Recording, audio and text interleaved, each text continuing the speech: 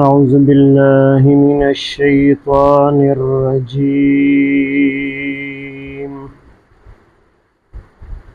بسم الله الرحمن الرحيم.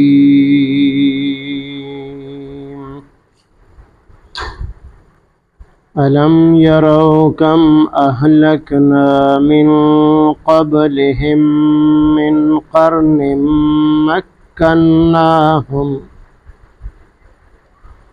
مكناهم في الأرض ما لم نمكن لكم وأرسلنا السماء عليهم مدرارا وجعلنا الأنهار تجري من تحتهم فأهلكناهم بذنوبهم وأنشأنا من بعدهم قرنا آخرين. آمنت بالله صدق الله مولانا العظيم.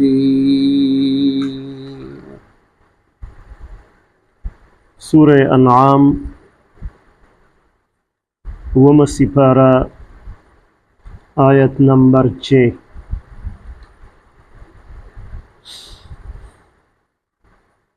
ان مخی آیتون مبارکو کی د مکی مکرمه د مشرکانو د قرآن مجید نه انکار کول ذکر شو. معجزی اولیدی د هغې نه انکار وکړو او د الله پاک عذاب ته به دعوت هم ورکو چې عذاب به کله راځي. الله پاک هغې ته په دې آیت مبارک کې د مخکنو قومونو د عذابونو ذکر کړی دی چې تاسو نه مخکې کم قومونه تیر شوي په دنیا کې،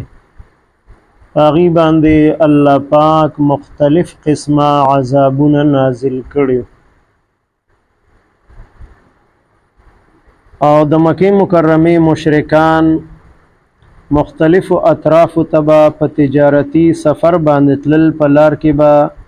د هغې قومونو هغه کنډرات دي په خپلو سترګو باندې لیدل چې دلته یو قوم آباد و، د هغې نام و نشان الله پاک ختم کړی دی. مختلف قسمه عذابونه الله پاک په مختلفو قومونو باندې نازل کړي دي. نو هغه قومونه هغه ستاسو نه طاقتور هم د بدن په اعتبار سره هم مضبوطو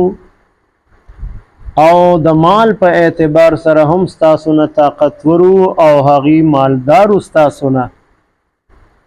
نو هغه بدني قوتونه او مالی قوتونه د الله د عذاب په وړاندې رکاوټ جوړ نشو، بلکې سره د هغې بدني طاقتونو د مالی طاقتونو الله پاک د هغې قومونو نام و نشان د دنیا نه ختم کو. داسې قومونه په دنیا کې تیر شوي دي چې هغې د خپل قوت او طاقت دعوه کړې وه، من اشد منا قوة، څوک زموږ نه زیات زورور شته دی په دنیا کې، زیات طاقت والا څوک شته دی، او چې کله د الله پاک عذاب پرې راغی بیا د هغې قوت او طاقت هغې کار ونه کړ. نو هغه شان قوت او طاقت موږ تاسو ته نه دی درکړی څنګه چې موږ مخکنو قومونو ته او مخکنو خلقو ته کم قوت او طاقت ورکړو. بیا الله پاک په هغې مخکنو قومونو باندې د خپلو انعاماتو ذکر کړی دی چې هغې باندې الله پاک باران وورو، هغې سره د هغې باغونه، د هغې فصلونه، هغې میوې، د هغې غلې هغه زیات شو او نهرونه الله پاک د هغې د باغونو د پټو د لاندې جاری کړي او بیا هم هغې د الله پاک شکر ادا نه کو، د الله پاک په دې نعمتونو باندې او ناشکري یې شروع کړه، د الله نافرماني یې شروع کړه، په ګناهونو کې مبتلا و. نو الله پاک د هغې د ګناهونو او د هغې د ناشکرۍ په وجه باندې په هغې باندې عذاب نازل کو هغه قوم دنیا نه ختم کو او د هغې نه وروستو په دنیا کې الله پاک نور قومونه آباد کړل. نو د مکې مکرمې مشرکانو ته الله پاک تنبیه او خبرداری ورکوي چې ای مشرکانو څنګه چې مخکني قومونه هلاک شوي دي او د هغې په ځای نور قومونه په دنیا کې آباد شوي دي دغه شان تاسو به هم هلاک کړم او ستاسو په ځای به نور قومونه په دنیا کې آباد کړم. علم یرو آیا دوی نه دي لیدلي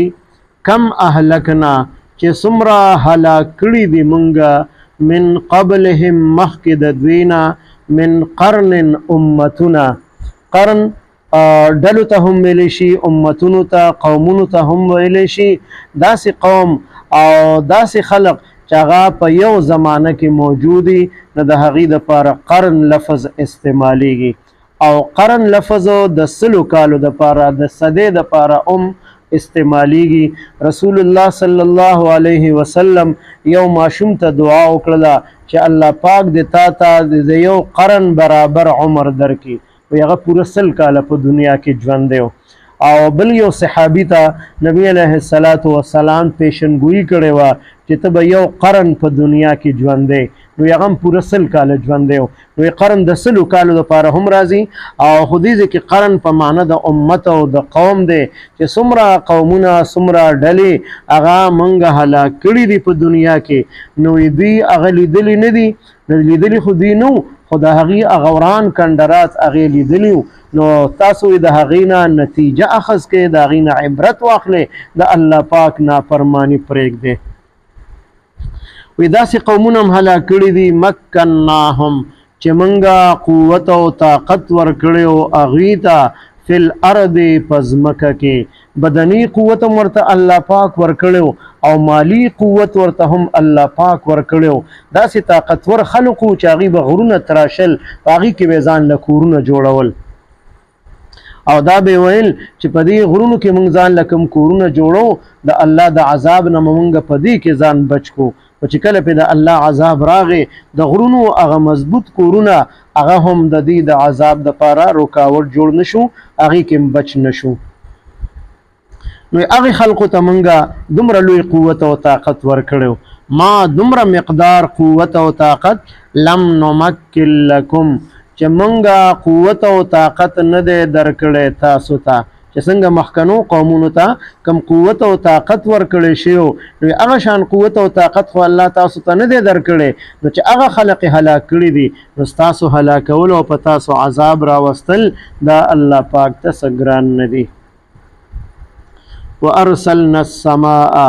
او راولیږه موږ باران علیهم په هغوی باندې مدرارن په شیبو شیبو تیز باران په الله پاک وکړو چې هغې سره نهرونه جاری شو نهرونه وبهیدل او د هغې باغونه د هغې فصلونه هغې ته قوت او طاقت ورکړی شو. وجعلنا الانهار او موږ جوړ کړل نهرونه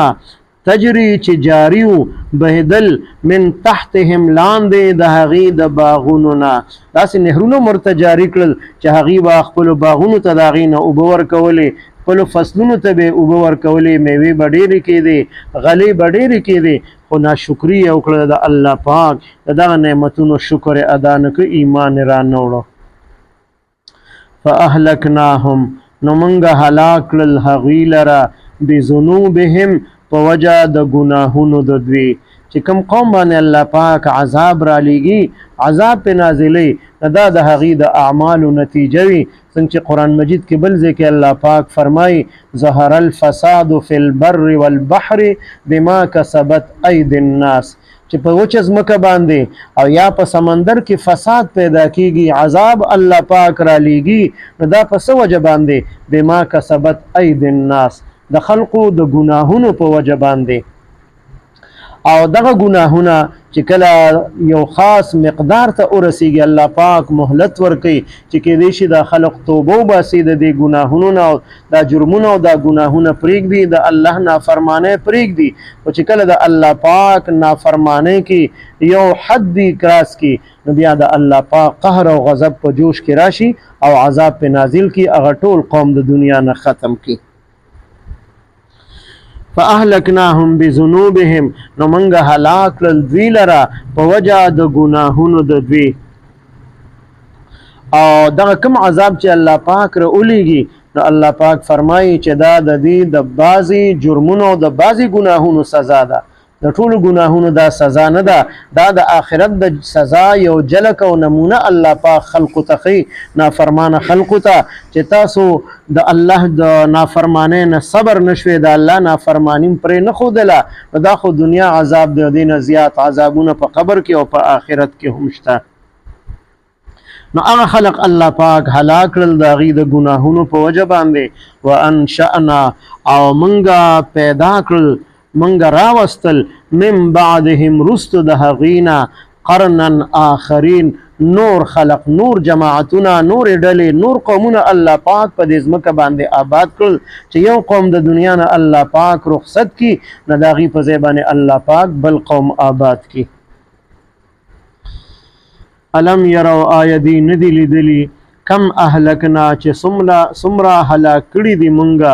من قبلهم مخکې د دوینا من قرن مختلف قومونه مکناهم چې مونږه قوت او طاقت ورکړی او هغوی ته فی الارض په دې ځمکه کې ما هغه مقدار د قوت او طاقت لم نمکن لکم چې مونږ نه دی درکړی تاسو ته. وارسلنا السماء او راولیږه مونږه باران علیهم په هغې باندې مدرارن په شیبو شیبو. وجعلنا الانهار او منګه وګرځول منګه جوړ کړل نهرونه تجری چې بهیدل من تحتهم لاندې د هغې د باغونو نه. فاهلکناهم بذنوبهم بیا منګه هلاک کړل هغې د هغې د ګناهونو په وجه باندې. وانشأنا من بعدهم او منګه آباد کړل او پیدام کړل وروسته د هغې نه په دې ځمکه باندې قرنا آخرین نور جماعتونه، نور ډلې. اللهم صل على سيدنا محمد وعلى آل سيدنا ومولانا محمد مبارك وسلم. رب اجعلني مقيم الصلاة ومن ذريتي ربنا وتقبل دعاء. ربنا اغفر لي ولوالدي وللمؤمنين يوم يقوم الحساب.